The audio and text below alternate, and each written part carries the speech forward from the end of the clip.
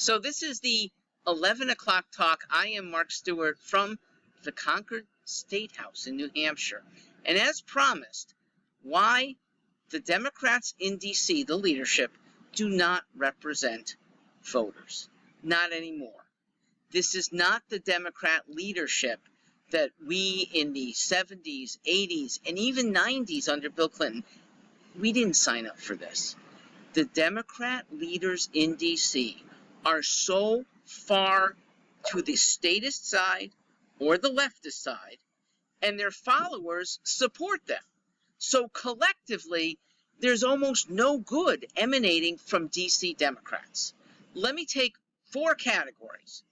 Workers. Once upon a time, this was the party that was pro-worker and not pro-management. Well, guess what it's become under Joe Biden, and even for the decade before Joe Biden? It's become the party that's pro-management, pro-owner, pro-stockholder, especially for the big companies. The bigger the company, the more that this party's leadership ties itself to.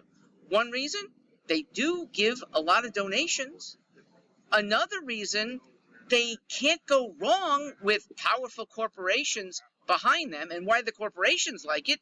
Because they are now so enmeshed with government programs, whether it's Pfizer with all its health programs paid by the government and with immunity from vaccine problems, whether it's big agriculture getting huge subsidies. Agriculture used to be the domain of Republicans, not anymore.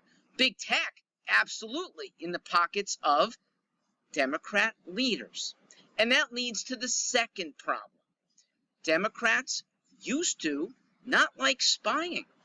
Remember how anti the CIA they were? Well, guess what? They have a bigger and more manipulative federal government with deeper ties to spying mechanisms on ordinary Americans than ever before. And worse, they use those big companies, the big tech giants, to spy on us, okay? They have platforms, they get tons of information about what we're doing, what we're saying, where we're going, what we're thinking. And thus, it's almost worse. I think it is worse than 1980s level spying by government on government. At least you knew who the enemy was. Now they've suborned our friends, our friendly Facebook, our friendly Google. And now we are subject to the federal government's prying eyes, ears, messages. Next, this is a Democrat Party that once was in favor of civil rights. It was one reason I signed on to be a Democrat. They seemed better to help disadvantaged groups, particularly African Americans. No more, okay? Not anymore. They use African Americans as tokens, and there are a few of them that they'll elevate. Kamala Harris is one of them, a few, but in the process, they do not help the interests of urban African Americans. From schooling, which is decrepit, okay, the most vile racist in America couldn't be happier with the state of urban schools attended most often by blacks who are being suppressed in their education uplift. Okay, but it goes beyond that. Okay, called life, liberty, and happiness. A lack of education, bad education, is not going to lead you to as much happiness as if there were better education. But how about life? And how about the Democrat leaders supporting the predations of criminals upon, most often, black families? They use the stupidest phrase and the policy, they endorse this, called defund the police. They're trying to whitewash this now, but that was their mantra from mid-2020 for at least 2 years. Defund the police is the stupidest idea in Western civilization. And yet your Democrat leaders were behind it, to the detriment of, most often, black families being preyed upon in stores, in their homes. They are needing of police. And there's very few incidents of true police brutality. even fewer about police brutality based on race. Where it happens, every one of us is behind punishing those guys. But that's not a reason, because Democrats feel more than they think. And that's not a thoughtful reason for doing great differences to whole citywide police departments.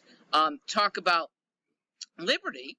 Well, the liberty to work the way you want, save the way you want, that's jeopardized too by modern Biden administration officials who have done nothing to improve the Social Security system. They should be letting blacks and all of us opt out. They don't. But who gets penalized the most? African Americans, whose work lives are usually longer than whites. They start work earlier, but whose payout times are ridiculously shorter. So African American reaches age 65, average life expectancy 68.3. Okay, it's got 3 1/3 years on average to take from all the paying in he's done. Okay, for whites it's about 78. Okay, that's 5 times longer. And it's a ridiculous discrimination for those who want to be working now when the DC Democrats want immigrants to replace their jobs. Immigrants both illegal and legal. Let's have jobs filled domestically first.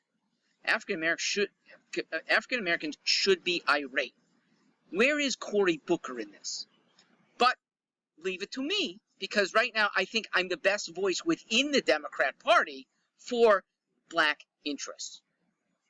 Finally, I'm certain I'm the best voice, male, for feminine interests. And this is where DC Democrats have gone insane, literally insane, because not recognizing reality from fiction is a sign of insanity. And as policy, not yet federal, thankfully, but in state levels and city levels, they're making, and school levels, they're making policies to make trans a third sex, which can never happen. It's a falsity. There's no such thing as a male who will ever become a female. Impossible. Okay? Males will never menstruate, lactate, give birth.